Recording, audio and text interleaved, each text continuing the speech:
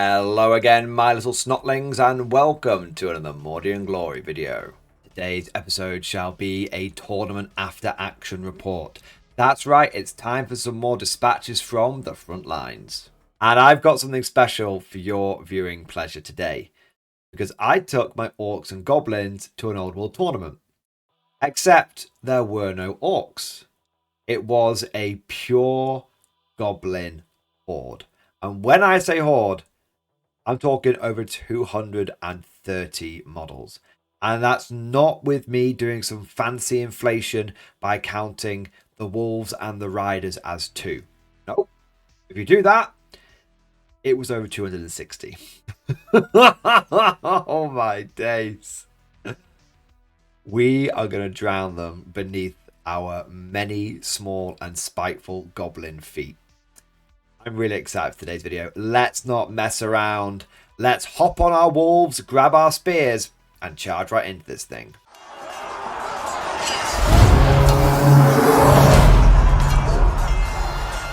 As is tradition, I want to start off with a few thank yous. Firstly, I want to say a big thank you to Just Play Games for hosting and organising this event. Just Play is my friendly local gaming store, and more than any other store in my local area, they have been really going above and beyond with supporting the old world. They always make sure they get the latest releases in, and they are hosting monthly tournaments for this thing. At first it was every other month, but now it seems like they're doing it every month. And they're not only hosting the events, but they're putting effort into them as well. Refining the rules pack, taking on feedback. They've improved the terrain massively. They have also improved the battle mats. They used to do them on the small 60x44s. Now they're on the full 6x4s. So I just want to do a big thank you and a big shout out to Just Play, because at the moment, they run my favourite old world events, and I cannot recommend them enough. I also want to say a big thank you to all of my opponents, because Warhammer is a social game. It is not a video game. There's someone on the other side of the table, and that social interaction, that person can make or break a tournament. Even if you win, sometimes you can have a bad opponent. But every single person that I played was fantastic, and I want to do a big shout out to the Just Play Old World community, which just gets it. There's some strong players there, there's some new players there, but everyone plays very, very well, and the sportsmanship is just next level. Speaking of the community, I actually want to have a bit of a sad shout out here, because old Jimmy 3 Names, one of the members of the Just Play Old World community, is unfortunately moving away. For those of you that have seen my after action reports, my Empire, he was the chap that absolutely filled me in with his double dragon high elves, and then I filled him in with my full Empire gun line when he was running the wood elves. And he had the background picture with the loaf of bread in it as well, the lembas bread. It's going to be a shame. Old Jimmy 3 Names moving away. He's a big part of the community. But he's finished his PhD, and so he's onwards and upwards to greater things. He said he might still be in the local area, but he was in Liverpool for studies, and I think he's moving up to Scotland, at least temporarily. So it may be a little while before we get to meet him again and play against him again, but I just want to do a shout out and say a big thank you to him, because he's a big part of the Just Play community. He's a big part of the 40k community. He's an even bigger part of the old world community, and it's been an honor and a pleasure to play against him. And so I hope you will all join me in doing some salute emojis down in the comment section, some 07s, and in wishing old Jimmy 3 Names all the best for the future. We hope that, of course, that he stays part of the community, but if he does end up moving away, that's life, and we wish him all the best and hope that he goes on to bigger and better things.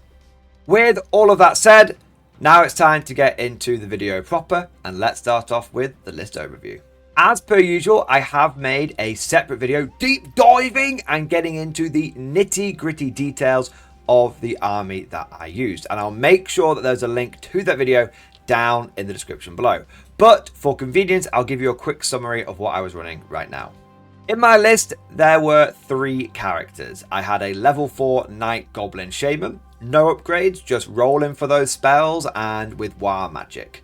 I then had a Knight Goblin Warboss who had the Trollhide Trousers, an Enchanted Shield, and the Choppiest Chopper, as well as light armor, essentially giving him a 5+ save, a 6+ ward, and a 5+ regen. I then had a Night Goblin Big Boss with BSB. No magical banner, just wanted the rerolls to try and keep my goblins in line and for an extra combat res if and when it came up. And he also had Trollhide Trousers and the Enchanted Shield to give him the regen and the ward save. Those are extremely common magical items, so that's possible.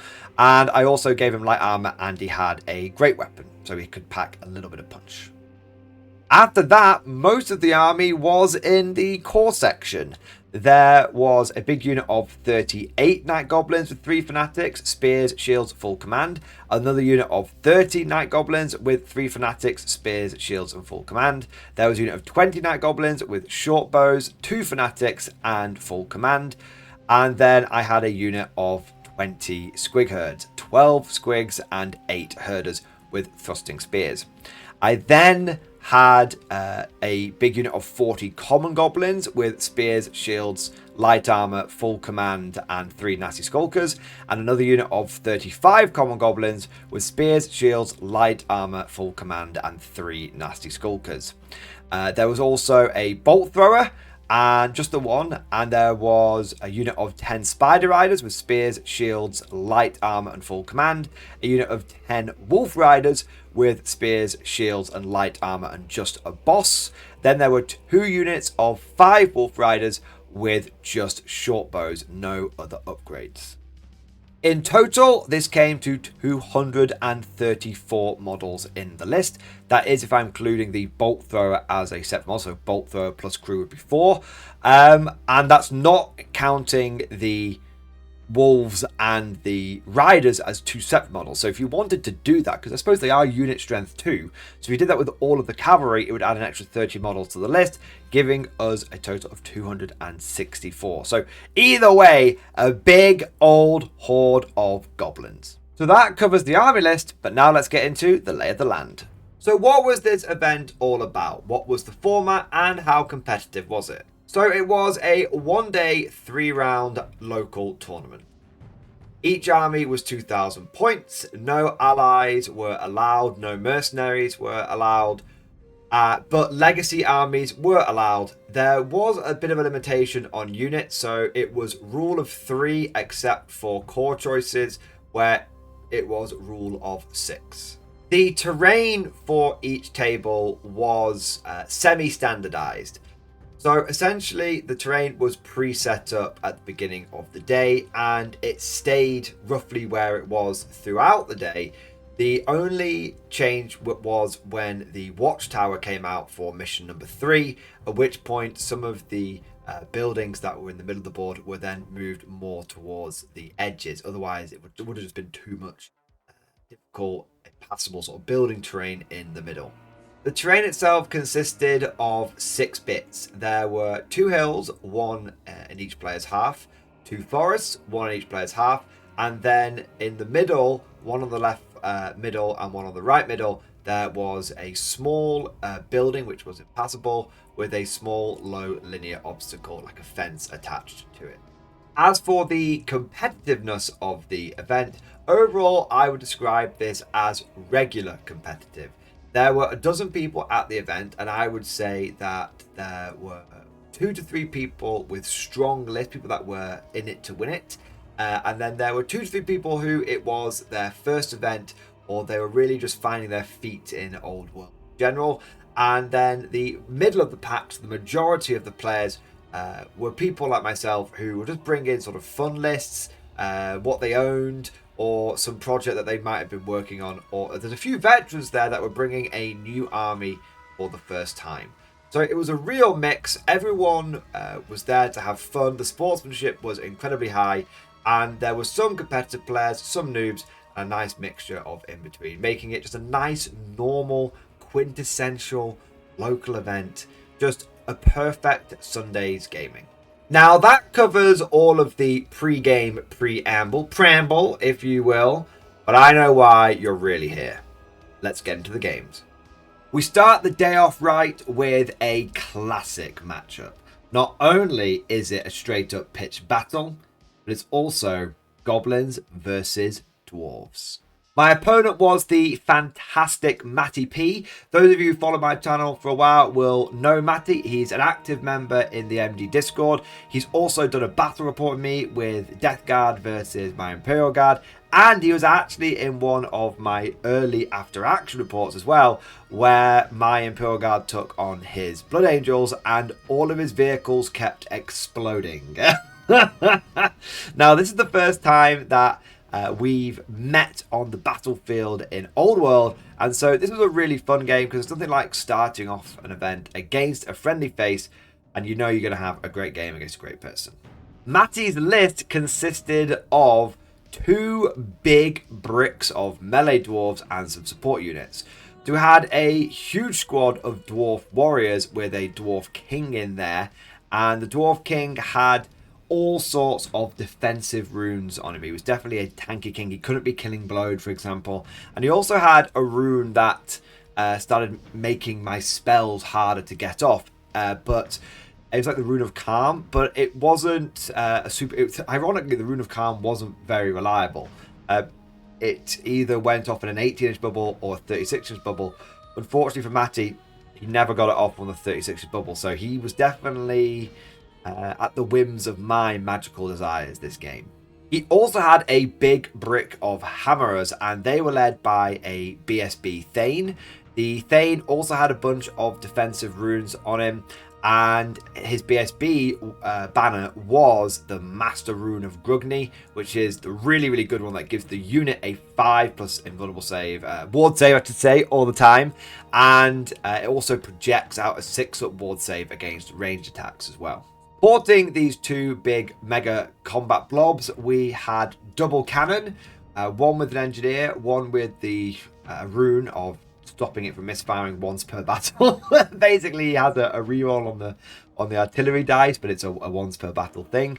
And then he had 2 units of thunderers and a gyro bomber. And I have to say, mad respect for taking the gyro bomber, because it's not the best unit in the world, but it is cool to see what it can try and do. For deployment, you can see that we've got a cannon on either flank. We've got the combat blobs in the center. This one is in marching column. This picture is taken just after the dwarves have started moving, in case you're wondering why that blob seems so far forward. We've also got the gyrocopter, and we've got some thunderers and some thunderers here. The thunderers here, of course, can't shoot past the dwarf warriors, but don't forget I'm going to have units on the hill, so they'll be able to trade fire up there, no problem. As for the orcs and goblins, I have on the left flank a unit of wolf riders, and there's also a unit of the arrow wolf riders that are just off camera there. We've got a big unit of goblins. We've got the arrow goblins with the level 4, and we've got the squig herd here. We've got the bolt thrower here, so it can just fire past through this gap here to try and skewer some dwarves in that marching column. 2 units of night goblins here. Now, you might think it's somewhat insane for me to try and take these dwarves on in hand-to-hand combat, but I had no intention of doing that. These blobs are here to unleash 6 fanatics onto any dwarves that think about coming down Main Street.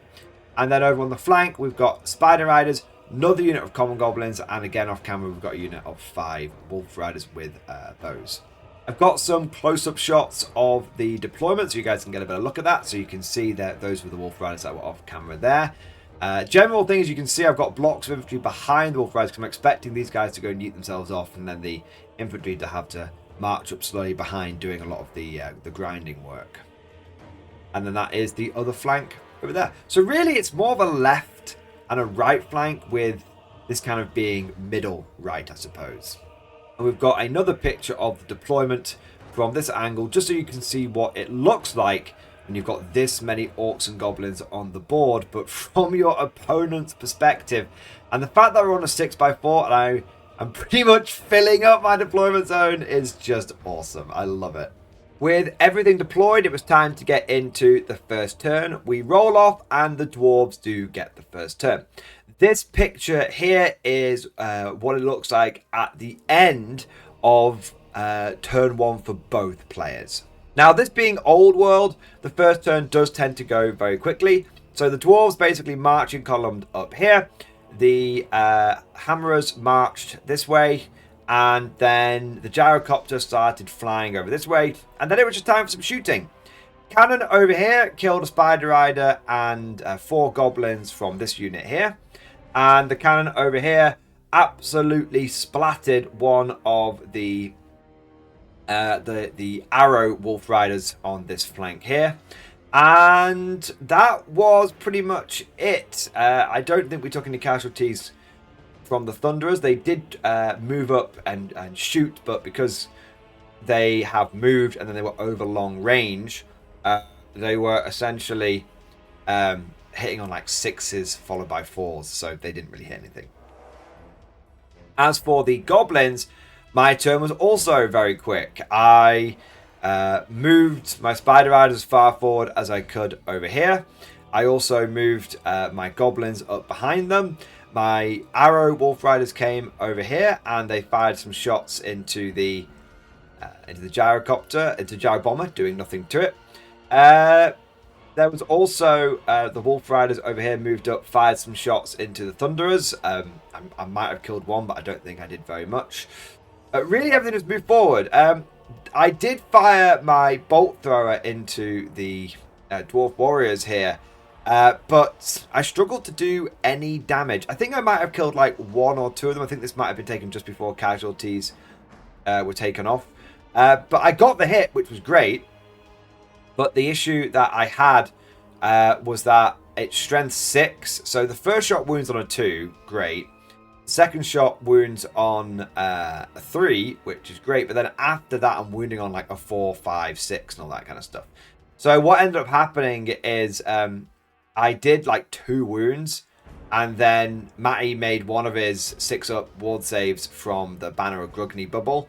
And then I killed like 1 dwarf. I think that was it. Only other thing to mention is I did cast the Foot of Gork here. This isn't the right size template. It's just a spare bot action one that I had. Don't worry, I only have this dodgy template for this first game. Going forward from the tournament, I did have the right size template. But we just measured from the center 5 inches. This was more just to show us where the Foot of Gork was meant to be. With round 1 over, we go into round 2 for the Dwarf. So this is just a picture of the end of Dwarf turn 2.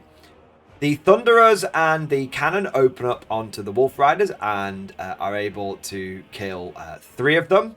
And then the Thunderers over here don't manage to do any damage to the Goblins on the hill. The Dwarf Warriors go out of marching column. They just go into normal battle formation now. They are, I believe they're drilled. I think both units are drilled. They can do that and then they move forward a bit as well. The Hammerers move up to the low linear obstacle here. The Gyro Bomber flies over my Wolf Riders and drops its bomb and proceeds to do a wound to itself.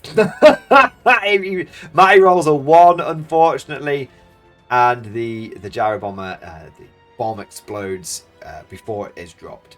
This cannon is able to kill another Spider Rider, and it kills another 3 Goblins from the unit behind as well.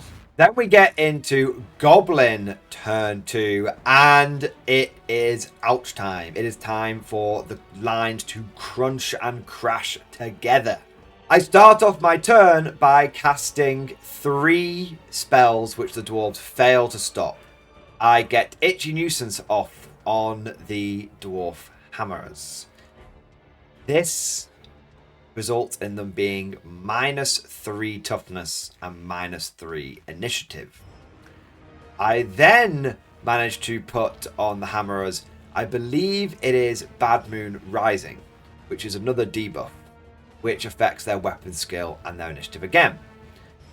I get it off, and once again on the D3, I roll enough to reduce their weapon skill by 3 and to reduce their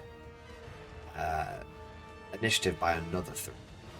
So these guys are now, I think they're weapon skill 1, because they're weapon skill 4 initially, so the weapon skill 1, toughness 1, initiative 1.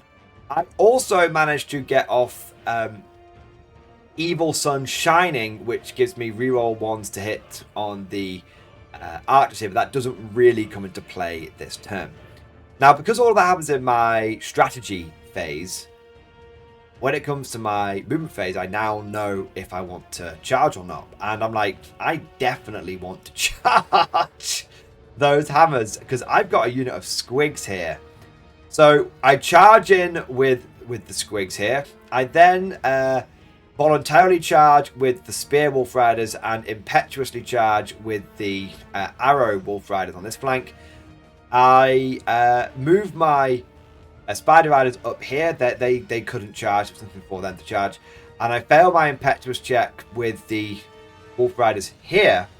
Because they're skirmishers, they've got 360 line of sight, and they charge into the back of the gyrocopter. Now, before we get to the combat, there was a bit of various range damage. So, in beginning of the turn, the Foot of Gork did stomp across both of these units. Didn't do a huge amount of damage, though, because these guys have got pretty good saves, to be fair. And also, I didn't roll very well on the number of like stomps it was doing. And the bolt thrower managed to hit again, and it killed one more dwarf. Then we get to combat. Over on the left, the Wolf Riders managed to kill 2 of the Thunderers, but the Thunderers managed to kill 1 of the Wolf Riders. This results in a straight-up drawn combat because I'm either Skirmisher or Open Order, and the Dwarves are Close Order with a kill. So they actually managed to draw the combat there, which is fine for me. I'm happy to just keep grinding it out. Really, my Wolf Riders are really just there to sort of tie up the Thunders more than anything else. Over on the right, we don't do any damage to the Gyrobomb, but it does no damage to us. And then we get to the main event, which is the Squigs. Even with the Thunderers having heavy armor and also having a 5-up ward save, it is brutal. The Squigs have got 2 attacks each, and they're Night Goblins with Hatred Dwarves. And the Dwarves are weapon skill 1 at the moment. So that means with my Squigs being weapon skill 4, I'm hitting on 2s re-rolling because of Hatred. And the Dwarves are toughness 1 as well. And I'm strength 5 on the Squigs, something insane. So I'm wounding on 2s as well. And then I'm AP 1 natively. Hammers have only got a 5-up save, so they're only on a 6-up, unless I roll any 6s, in which case they're just on a ward save, because the Ooge Gobs are Armor Bane 1. This results in basically half of the Hammerers disappearing down the gullets of the Squigs, and the only damage we take in return is the Thane, who manages to kill. He rolls a bit unlucky, even with Hatred, and he only manages to kill 1 Squig Herder. And here I've got some action shots for your viewing pleasure. So this is the hammer combat. If you're wondering why these guys are facing the wrong way, it's because their spears are really, really annoying. So I just turn them around for ease of movement. These spears are way better. They can just go straight over the top of the Squigs, no problem there. This is the Gyro Bomber. You can see this is just a wet fish fight. No one's doing anything there. And here you can see my Wolf Riders going after what should be their choice target, but when Thunderers have got heavy armor and shields, it actually makes it kind of difficult to hurt them. So this is definitely a bit of a slogfest over here. Now we get to Dwarf turn 3. The Warriors continue to march forward, but they're only going 6 inches a turn, so it's pretty slow going. The Foot of Gork stays still this time. And the fight over on the left flank continues. There's now 3 of the Thunderers left, but there's still a bunch of the Wolf Riders. Rules question for the viewers here, because Old World isn't my main game. At this point, the Wolf Riders with bows can no longer get into combat with the front rank of the Thunderers. But I didn't want to disadvantage Matty with a rule I wasn't uncertain about. I figured they might be able to go off into the cannon in my turn, but I wasn't sure on that, so I just left them in combat, left them essentially just doing supporting attacks. Let me know if that's right, or if once they couldn't physically be in sort of any models in it could be in base space, they could have moved off and done what they wanted. I'm not sure on the rules around that. The main fight, of course, is the one in the center, and Squigs continue to do their work, because it's important to understand that the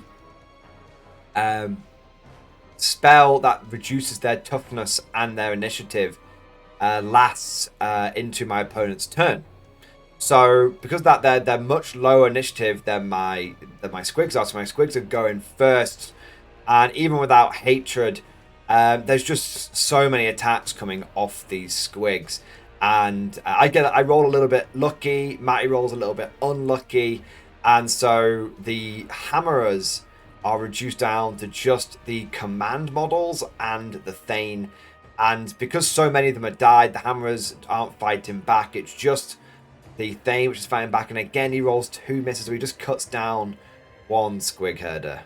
I also lost another Spider Rider, and I lost a few of the arrow gobbos here from dwarf shooting.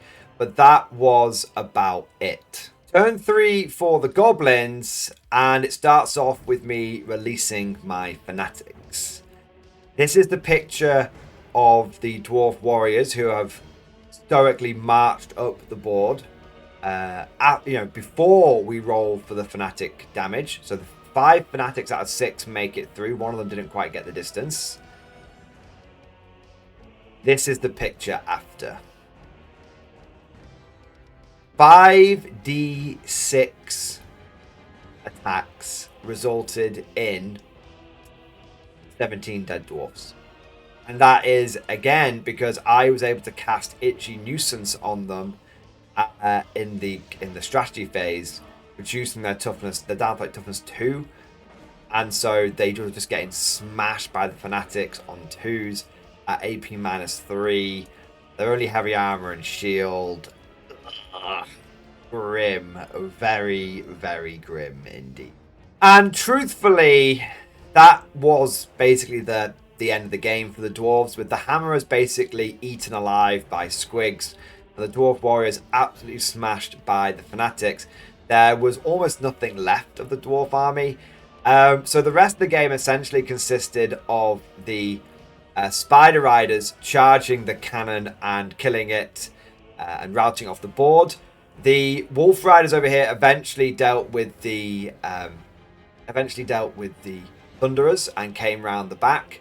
And then the Wolf Riders over here went into the other cannon, and it was just a slow fight where basically no one doing a lot of damage to each other. But we've also got the Goblins coming up behind, ready to do what needs to be done there. The Gyro Bomber actually, because of the rear charge from the Wolf Riders, no one was doing any damage to each other, but it was basically just like a stuck combat until my big unit of 40 Goblins charged side of it, and then we broke it through static combat res and it fled off the board, essentially. And so this was at the end of the game, at the end of turn 4. Matty just called it. He went, yeah, there's nothing I can do to get back into this now. And he conceded the game, which resulted in me getting a maximum score. An absolute smashing of a victory for the Goblins. And I want us to just do a shout out to Matty, because he was an absolute gent throughout the entire game. Anyone on the receiving end of a beating like this could easily be sold to, but he wasn't. He was laughing along at the ridiculousness of the Goblins. And I think it was quite a narrative game as well, because the Dwarves had kind of turned up expecting a straight up fight, and the Goblins never gave it to them. I never gave them a straight up fight. It was either mega debuffed hammers getting eaten by crazed mushroom attack dogs, or it was mega debuffed dwarf warriors getting smashed by goblins. And on the flanks, it was just overwhelming numbers, just swarming isolated groups of dwarf units. So it was a classic game and a classic outcome from when the Gobbos managed to fight the dwarves on their terms and not on the dwarves' terms. So with one victory in the bag, it was time to get into game number 2, and this was against Ed and his High Elves. Now, regular viewers of this channel will remember Ed as the Tomb King guy. He always has his Tomb Kings. I've played against him many times with my Empire. I've only managed to beat him like twice. Once was with the bullshit Empire Pure Gun line, and once was with my bullshit Beastman army. Every other time I've ever faced off against Ed, he has roundly defeated me. But this is going to be the first time that we've played against each other when I've had my big horde of Gobbos, So who knows how it was going to go. The mission for this game was Mountain Pass, which actually ended up being really bad for me. Because as you can see with my deployment, that's just... I couldn't bring my full might to bear. This was very much like the Battle of 300, like the Hot Gates, like Thermopylae. The thin line of elite warriors holding back waves upon waves of trash mobs, essentially, just trying to overwhelm them. This was going to be a thin line of white lions trying to hold back the green tide. In Ed's army, he was basically pure white lion, so I love the fluff of the army. I love the theme for it. He had a squad of 2 just lions. These are cool. I didn't even know these were a unit. He had a unit of 5 longbowmen on the hill. He had a unit of regular white lions, and then he had a unit of like lion guard. This unit's like 800 points. It's a proper Death Star. He had the white lion special character, and they had 2 units. I think they're like wood guard, basically skirmishing white lions, which get bows and axes. And there was a level 3 mage supporting them. That covers what was in Ed's list, and obviously you can see how it has been deployed here. For my deployment, I essentially went for cavalry, lots of cavalry on this flank, because I was thinking I'm going to basically burst through here, and because this was pretty lightly defended. Benefit of hindsight, I probably should have put all my cavalry on this flank, because I basically knew where all of Ed's units were going to go, because he only had like 6 drops and I've got like 12. So I probably should have put all my cavalry over here, because what ended up happening is I had like light cavalry just laminating themselves against with impetuous against these white lions. But you live and learn with deployment. I was kind of autopiloting it, as I've done many times with my greenskins, both in the last event and this one. Cavalry on the flanks, infantry blobs behind the cavalry, and then some other blobs in the center. I also was obsessed with having my fanatics on the front lines. Probably should have had my squigs on the front lines. My squigs didn't end up doing very much. With both armies deployed, it was time to get into the game proper. We roll off and the High Elves get the first turn. Turn 1 for the High Elves is very quick. The archers do no damage in shooting. The lions just move up to outside of the goblin charge range. The white lions, the regular white lions, move behind the low linear obstacle. And the other units really just sort of move forward, but don't go too aggressive. The big thing is that this bit of terrain here is actually one that the white lions get to place down. It's not a forest like with wood elves. It's just a bit of difficult terrain. Basically, a patch of mud. That was it. A few bow shots, kill a few spider riders. But very quick, High Elf turn 1. Orc and Goblin turn 2 is equally as fast. On this flank, I move up these Wolf Riders to just an inch away from the lions. I then move the next unit of Wolf Riders up and I shoot them, managing to kill one of them. It turns out they're not very tough. And then the Goblin Assault Phalanx moves slowly but inexorably forward, ready to follow up the Wolf Riders. Over here, I just stage myself getting ready for Fanatics. If these guys want to hop over the wall, I can yeet Fanatics into them. And if they don't, there's actually a gap in that wall where I could yeet Fanatics through myself. I throw down Foot of Gork here, hoping it's going to do some stuff to the elves, because they are quite densely packed. And my ideal scenario here is these guys have got great weapons. They don't fight very quickly at all. And so my ideal scenario is that I can survive the High Elf turn 2, get unit of cavalry to break through here, unit of cavalry to break through here, and then there's just these 2 sort of Death Stars with basically no ranged. And if that happens, I can probably just be cagey. But it relies upon me being able to break through on both flanks. This is where I was saying maybe it would have been better to have everything on one flank, because what I could have done is broken through here, and then because of how fast Wolf Riders are, I could have forced these guys to turn around, which meant I could have maybe hit them in the rear with my infantry, or I could have circled round to here and hit these archers in subsequent turns. But yeah, this is risky at the moment, but hopefully I can break through. Sadly, the plan doesn't go entirely Right, so on this flank, the lone lion charges into the wolf riders, and the wolf riders beat that lion and they overrun, and they're in a very good position to go after the archers next turn. On this flank, the vortex unfortunately stays still. Would have loved it to go that way. God damn, wish I had a pillar of fire right now. And then the high elves shoot all of their bows into the spider riders and reduce them down to 3, which is not ideal. Other than that is high elf turn. They're just doing a bit of bow damage, and both sides are having a bit of a standoff. No one really wants to be the first one to make the first move. Turn 2 for the goblins. The wolf riders easily butcher the elves and overrun. And I continue to march up the big blocks of goblins over here. And I tentatively move forward with my archers a little bit. And I start plinking some shots off at the white lions. But they have a 4 save against range, which is pretty good. I'm just sort of slowly working my way up so I can hopefully fanatic them in a future turn. The vortex continues to just sit there. It's not doing anything. But now I'm in a little bit of trouble because obviously the I don't have any ranged over here, and both of my wolf riders and my spider riders fail their impetuous tests, and they both go charging off into these units of skirmishing woodsmen.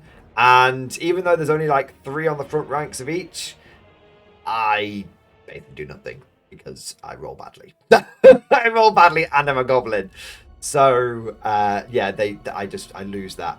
And that creates a bit of a problem for me because that's about 200 points. And so now the high elves are about 200 points versus my 100 points that I've managed to get from the units I killed. So technically the high elves could just retreat. The high elves could play it very, very cagey if they wanted to at this point and get a win by not risking it. And so now the ball is in my court, but it's kind of tricky because it's just I don't want to just throw myself against these insanely good elf units. High elf turn 3, and the chariot character marches over here and just positions himself in front of the wolf riders. This is really good because basically either I have to charge him through impetuous or I have to let him charge me and not charge because I can't march. I can't move around him. If I redress the ranks, I can't get round him either. It's just, and he's a skirmishing character essentially as well because he's he's not a chariot, but chariots can do all sorts of like crazy turns. The big unit of of Lion Guard move forward here, and they just sort of dispel Foot of Gork first, and then they move forward. And this is really difficult because I can't put my fanatics into this terrain because it's difficult terrain. The moment I touch it, I die. It's a big problem. It's a big problem. The other unit of elves just turns to face its way just in case something goes horribly wrong with the chariot bloke. Other than that, that's the high elf turn. Again, they're playing it very cagely because they've got the advantage now. The momentum is with the elves. They just have to kind of they just have to play it smart and they can come out on top. Goblin turn 3. I fail my impetuous test and I lose my wolf riders to to this character. Turns out he hits on 2s like rerolling 1s. What is this, 40k? And so he easily deals with the wolf riders. He sees them off and they end up fleeing off. He doesn't kill them all, but they end up breaking and fleeing, and then they don't rally and they flee off the board in the subsequent turn. I release a bunch of fanatics. I get very unlucky with my fanatics, to be honest. Only one of them makes contact and only does a very little bit of damage to the white lions here. And to be honest, I'm just going to say this now.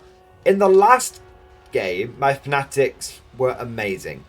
In this game, they do nothing, which is a big problem because they're kind of my main punch. Every single bit of randomness in this game randoms the wrong way.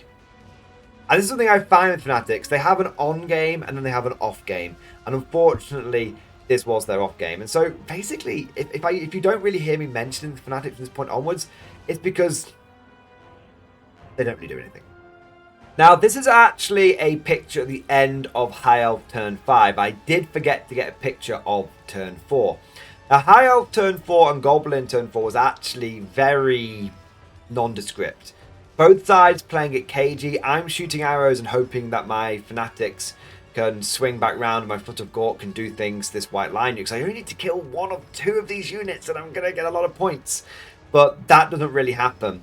And then the High Elves decide to... they actually manage to... This one guy in this chariot basically forces back all, like, 80 of these goblins. Because he'll hit 1 unit, cause them to lose the combat. They'll fall back in good order through the next unit. And then that next unit panicked, and then it fell back in good order through the same unit. So they're just like pepper potting backwards. Oh my god. And then essentially the same thing happened again in High Elf turn 5. So over the course of turn 4 and 5, this High Elf guy just goes bang, bang, bang, and it's like smashing through these goblins. That's why you can see this casualty's been taken in both squads essentially. And then it comes over to turn 5, and this is the end of High Elf turn 5. He's continuing to just drive the men. He's just driving down this flank. And then really the High Elves seal the deal because now that most of my fanatics, apart from like 2, have been released and they're whirling all over the place. You can see one of my fanatics went from here through my own unit all the way back out and hit my bolt thrower and killed it. Do you know what I mean? Like the fanatics were having a great time, but my army wasn't. Sensing that the momentum was really in their favour, the High Elves do go for a bit of a big push over turn 5 and turn 6, and they basically managed to clear away this unit of goblins. You can see I do some damage to the Lion Guard because I do end up yeeting a bunch of fanatics into them in sort of the final turns. But really, this was at this point that the goblins don't have any punch. Big mistake not having my squigs. I reckon if I'd had my squigs here, rather than being obsessed with making the fanatics do something, if I'd had the squigs here, I could have beaten this unit of white lions. I could have done to them what I did to the hammerers. So that was definitely a mistake. And having my cavalry too spread out was a mistake. I should have had all my cavalry over here so that I could have basically had a standoff versus the big white lions here, blasted through with my cavalry over here, and then probably like debuffed, because I had the magical advantage, because I have a level 4, so I could have debuffed, then squigged, maybe fanatic and flank charge cavalry here. Yeah, probably taken some casualties from Lion Chariot Man, but I think I could have probably come out on top if I had done that. As it was, the game ended up with about 480, let's say about 500 points to the High Elves and about 100 points to the Orcs and Goblins. So it wasn't an absolute smashing. You know, it wasn't an absolute smashing in any way, shape or form, only losing 500 points. You can see at the end of the game my army's mostly intact. The High Elves are also mostly intact. It was just a very, very cagey game. And that caginess was brought on, frankly, by the fanatics in general, both sides being very aware of them. And also being brought on by the fact that my units just outside of it could not compete with the High Elf units. But I think I should have been a bit more ballsy with this. And I think I basically lost this because of a poor deployment. This was a great showcase of deployment can win or lose games. And this was a great showcase also of the disadvantage of hordes. If you end up playing on a map like this, you're buggered. What would have been much better for me is if I had gone for more war machines. Now, if I've got this amount of goblins, but then we're looking at some rock lobbers and some doom divers, then what happens is I force the elves to come to me. And that allows me to, then when they can't just hide with this, I can just force the elves to come to me and then yeet fanatics at them and make sure that those, in a situation where those fanatics guaranteed to get their hits off. Because I can release them in my opponent's turn. So I can release my opponent's turn and then my opponent's either forced to charge through the fanatics or I just smash the fanatics through him.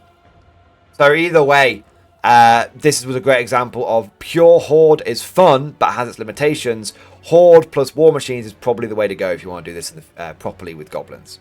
But nonetheless, a fantastic game. It's always a pleasure to play against Ed. We pretty much pair into each other every event, give or take 1 or 2 times.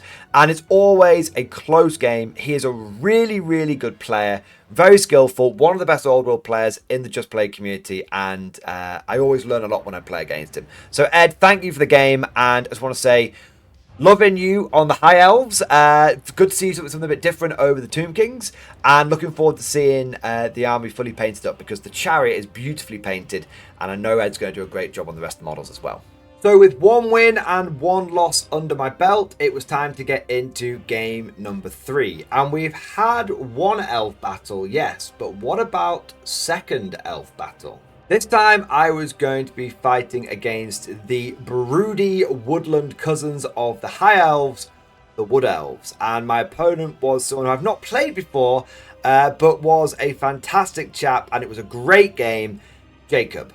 In Jacob's list, he had 1 unit of light cavalry joined by a level 4 wizard. And then there were 3 units of wild riders, those are the ones with frenzy and spears. They had no command or nothing. They were just kept as bog standard. And then there was a hero, 2 heroes on stags. One was a captain, one was a lord level hero. And then we had 2 units of dryads, 2 units of Deepwood scouts, or maybe they were just glade guard and sort of like skirmishing bowmen, we'll say. And then there was a unit of regular glade guard. There was also a unit of war dancers led by a war dancer character. For deployment, you can see the light cavalry with the level 4 here, one of the stag heroes as well. Then there was a unit of wild riders, a unit of dryads, and a unit of scouts. There was also a unit of scouting bowmen here, a unit of dryads, 2 units of wild riders, the regular glade guard on the hill, the war dancers with their character, and the other stag character. As for my own deployment, fairly standard issue at this point, although mixed up a little bit. I had big unit of spear wolves on the left. I tried something different this time. I put them in skirmish, because apparently they can go in skirmish. And I figured I wasn't really getting any benefit from them not being in skirmish, because they're always deployed in 1 rank, so they never get a rank bonus anyway. And when it makes them more maneuverable. So I've tried using them as spears in skirmish, and it actually ended up being pretty effective. I then had the other 2 units of wolf riders over here as well. Big bricks of infantry on the left flank, and on the right flank we had 30 night goblins, squigs, archers, and the spiders. And then the bolt throw here. Honestly, the bolt throw didn't really do anything the whole game, because it didn't really have any good angles. A good place to be deployed. The hill was just outside of my deployment zone, so it just sort of went there. I think it fired 1 shot, skewered a dryad, and that's its whole contribution to the game. I have a level 4 just hanging around at the back here as well. Now, with everything deployed, it was time to roll off to see who was going to get the first turn, and Skinwalker Mordian was in command for the first time this tournament, because I did get the first turn. I always go second, but even with the +1 on the Wood Elves, I was able to win and get that first turn. So this picture is actually taken at the end of the Wood Elf turn 1. So it's both my turn and the Wood Elves. My turn 1 was very simple. Everything moved forward pretty much as far as it could go. The Wolf Riders over here were able to move and shoot a couple of the Wood Elves scouts. And we were actually able to kill 2 of them, 1 or 2 of them, which isn't too bad. And the Bolt Thrower killed a Dryad. Wood Elf turn 1 was very cagey. Very, very cagey indeed. I think they were a little intimidated by just how many goblins there were. And so nothing much really moves.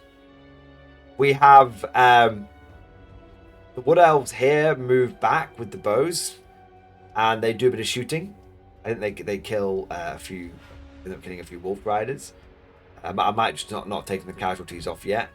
And then we take a few shots over here, and I lose from the Spider Riders. was it. The bow guys here, I don't think they did anything. Yeah, I don't think the bow guys here did anything. They just absolutely fluffed it. Just didn't roll high enough. They're like strength 3 bows, so sometimes they just don't do anything. But yeah, that was pretty much the end of round 1. Big goblin advance, and the wood elves doing some pot shots. So we go into round 2 after a very quick round 1, and the goblins start off with some action on the flanks. So the wolf riders here charged the bowmen who stand and shoot, and they managed to kill a couple of the wolf riders. The wolf riders butcher the bowmen, apart from one who fully breaks and flees.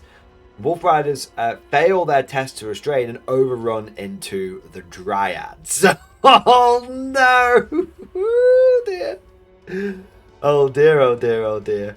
Wolf riders will be biting off a little bit more than they can chew. And then over on the flank over here, the Spider Riders fail their impetuous test. And one thing that hadn't been caught in the last picture, that must have been partway through Wood Elf turn 1. The War Dancer had just marched up to the front of the Spider Riders. My Spider Riders fail their impetuous test and they eat themselves into the into the War Dancers. The War Dancers go first because they're freakishly fast, and they cut down all of the Spider Riders apart from 3, so I don't get a chance to attack back. Amazingly, the Spider Riders just give ground. Amazingly, they just give ground. They pass on like a double 1 or something bonkers. Maybe like a 1 and a 2, but yeah, they just fall back a little bit, and the War Dancers follow up. I cast Foot of Gork, and that was my turn. So some action on the flanks, but the big thing is I've moved this unit of Fanatics up to here. And I'm a big unit of Night Goblins, and I'm ready to release Fanatics in my opponent's turn. Now, I must apologise for the poor number of pictures. I didn't get one at the end of Wood Elf turn 2. So this is actually end of Goblin turn 3. But I'll take you through what happened in the Wood Elf turn. It was definitely a bit of a mixed bag for the elves, and that was because of the Fanatics.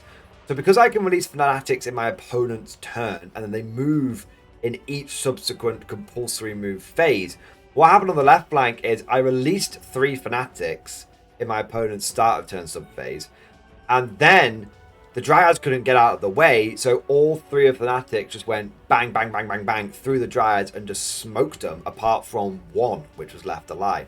I even ended up killing the random Glade Guard as well. Now, my opponent had preempted the Fanatics by actually moving the Wild Riders over to here. Obviously, the Fanatics would have killed themselves in the terrain, and moving his Light Cavalry over to here, because they could move, do shooting and spells, and like reserve move. They were behind what this is essentially a forest that my opponent. This template here represents a forest that my opponent cast. So what then happened is the Wolf Riders fought the remaining Dryad, beat it, and overran, and ended up about here. And then over on this flank, I released both of the Fanatics out of the Archer unit. And both Fanatics were able to go because I can release them from like this point here, and then I can travel them whatever direction I want.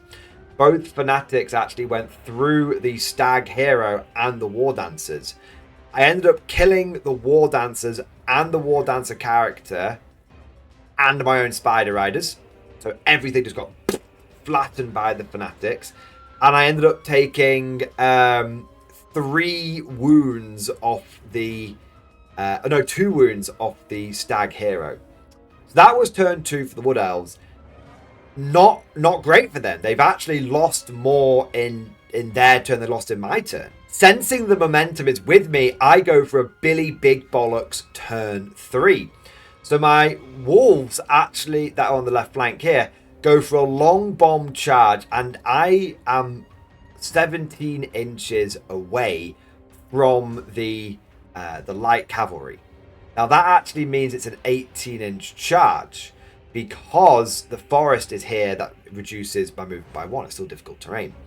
But the wolves are a 9, and then also they've got warband, so they can re-roll the charge distance. So there was 16 inches away, so it's a 17-inch charge. So they've got warband and they've got swift stride. So I end up rolling like even with the difficult terrain here, I roll like a 5 and a 6 for charging through this, so I take the 5. And then on my Swift Stride, I managed to roll like a 4, which allows me to add another +3 in total. So I make it all the way through and I hit the light cavalry.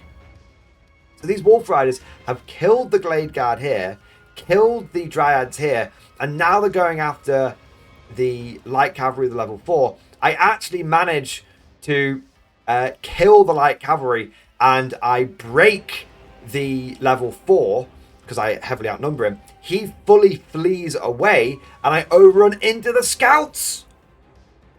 So these Wolf Riders have just gone on a complete rampage.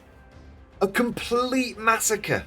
It's insane. And to top it all off, the Squigs get a long bomb charge through the forest into the Dryads. Absolutely munch them, because of course they do. They're Squigs with 2 attacks each. They go absolutely bonkers. Munch the Dryads, and then I get a huge overrun, and I overrun into the Glade Guard here. Bear in mind, this combat took place first, which is why the Squigs didn't run into the level 4. So, hindsight, maybe I should have done this combat first, because then I could have eaten the level 4, but as it turned out, this ended up being a bit better. Apparently, I was being very selfish with these photos, because I only took pictures of end of Goblin turns. So this is the end of Goblin turn 4, but of course, we've got to do Wood Elf turn 3 first. Wood Elf turn 3 sees the Wild Riders and the Stag character charge into the overrunning Squigs. And the other unit of Wild Riders actually charged into my Goblins over here. But I've got nasty Skulkers, so they get revealed. And the unit of Wild Riders that was here charges, because there was 2 units on this side, remember, charged into my Goblin Archers, who haven't got any Fanatics at this point. But speaking of Fanatics, at the beginning of the turn, I released my 3 Fanatics from this unit, and I managed to get 2 of them to hit the Wood Elf Stag. The Wood Elf level 4 obliterated that level 4. I did end up overrunning a bit, I think, and killing a few of my own Squigs and a few of the Glade Guard. But speaking of the fight on top of the hill, the Wild Riders and the Stag character managed to kill all of the herders, and there were still 10 Squigs left over. The Squigs then ate most of the remaining Glade Guard. I lost the combat. I obviously panic on Leadership 3, where I explode. Exploding Squigs manages to kill one of the Wild Riders, kills the remaining Glade Guard, and takes... I almost get the Stag character. I almost get... He's on 1 wound left. The Wild Riders then overrun into my Wolf Riders, which you can't quite see, but it's the combat that's taking place. We also had the Wild Riders versus the Night Goblin Archers. That went exactly how you would expect. And they kill a half of the unit, and then I fall back in order and they follow up. And then the Wild Riders over here manage to... basically, they just kill the 3 nasty Skulkers. So the 3 nasty Skulkers fights first, and I actually managed to kill 2 of the Wild Riders, which is really good. The remaining 3 Wild Riders fight the nasty Skulkers and manage to kill them. But that's the only... I think they killed them and a couple more Goblins, and that's it. And then it goes over to turn 4 for the Goblins. But at this point, there's just not many Wood Elves left. Turn 4 for the Goblins basically sees the Wild Riders here beat my Wolf Riders, and the Wild Riders here lose combat to my Goblins. They had won the first round. They then lose the second round, and they flee. There's only 1 left by the time the mass Goblin attacks have done jabbing away at them. So yeah, because 2 died to the Night Skulkers, 2 died in the second round of combat to the Spears, and then this guy essentially breaks and flees off the board. And my Goblins over here break and get run down by the Wild Riders. Now the rest of the game is fairly predictable. The Goblins are very, very ahead on points at this stage, and Wood Elves just don't have the mass. to deal with these massive bricks. They're literally overwhelmed by numbers of goblins. My opponent needs to get at least 2 units of Wild Riders into each one of these bricks to have a chance, and he doesn't have that capability left. So what happens is this unit of Wild Ride, in Wood Elf turn 4, the Wild Riders that had beaten the goblins here go into the front of this unit of goblins. The Nasty Skulkers appear, the same thing happens again, and then it comes over to Goblin turn 5, and I beat those Wild Riders and they flee.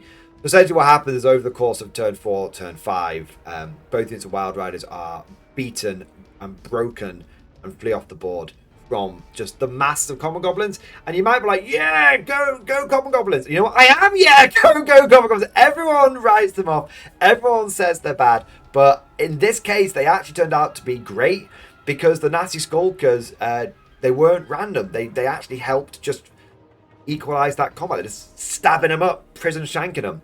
So the common goblins did what they did. They provided mass. They had the cheeky bit of fights first, which has more than once helped me tip a combat.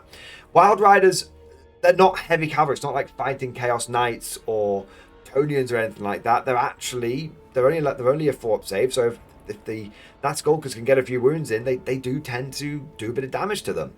And so the rest, that basically meant at the end of like Goblin turn 5, my opponent had 1 unit of Wild Riders and 2 stag characters left, one of which is on 1 wound.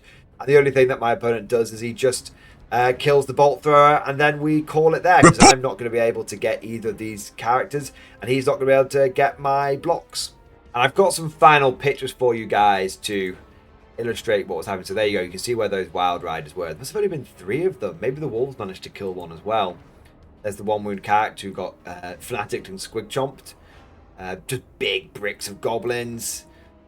And that was what happened with the Wild Riders over here. And then they subsequently were broken and routed from the board, essentially. And so this is the final shot of the game. 1 stag character here who keeps trying to move around the side of the goblin unit. They just keep turning to face him, making sure he's not getting any rear charges. Dead bolt thrower and hidden other stag character.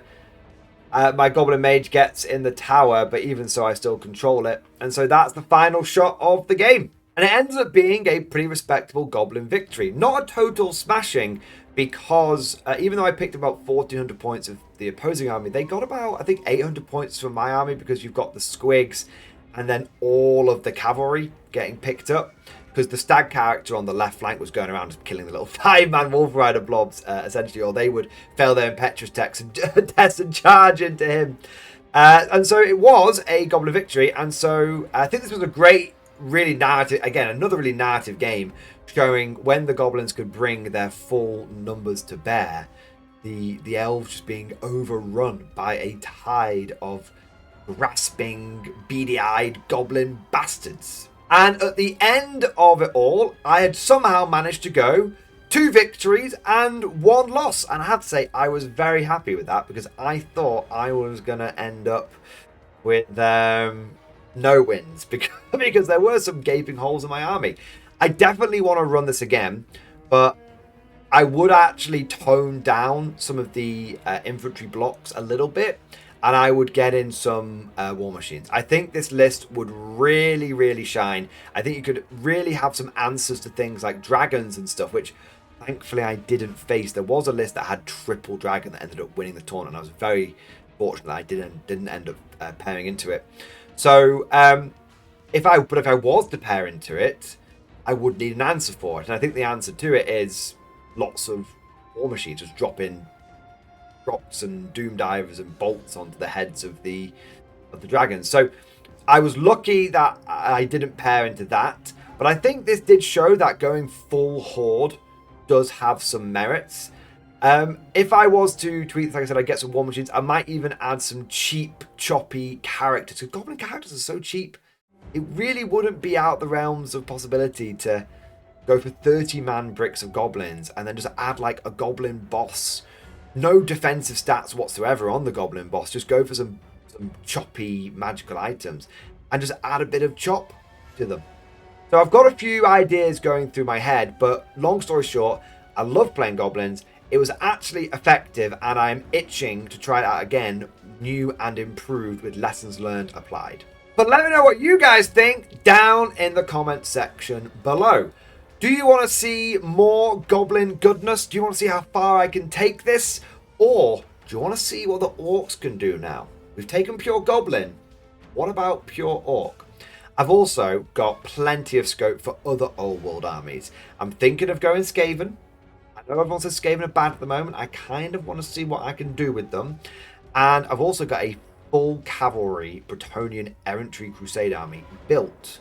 It just needs to be primed and painted. So that's something I could do as well. But I'm open to any army. So if you've got a particular army that you want to see me try out, maybe go back to the Empire, let me know down in that comment section, and if it's possible, I'll see if I can do it. As always, if you enjoyed this video, please go ahead and smash that like button. And if you want to see more content like this, then make sure you subscribe to never miss an episode.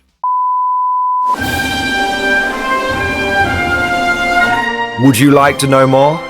If so, then please consider becoming a channel member or patron. By supporting the channel, not only will you be doing your part, but you'll also be helping me create more content for your viewing pleasure and unlocking a whole host of perks. You get everything from a badge next to your name, custom emojis, but the big one is access to the Mordian Glory Discord server, an online community with almost 2,500 active members. It's always popping off in the MG Discord. We've got channels for army lists, hobbying, tactics, stories, and even a pretty spicy meme section as well. For all you greenhorns that wanted to see the Mordian glory hole, today is your lucky day.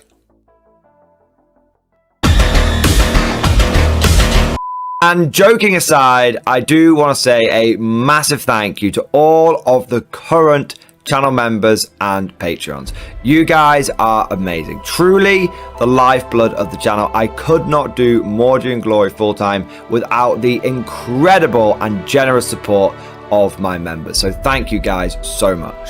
And last but certainly not least, I want to say a personal thank you to all of my top tier Patreons.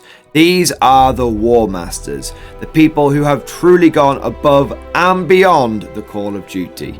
So a heartfelt thank you to Alex Dengal, Bon Vert, Lord Pryor, Mark Panconi, RJ Scorpion, Swordfish Trombone, Try Again Bragg, John Stubbs, Nick Walsh, Diesel Fox, and August Barney. Seriously guys, thank you from the bottom of my heart. Your support is incredible and it makes a huge difference. Thank you so much. That's all for now. Hope you've all enjoyed today's video, and of course, as always, see you guys next time.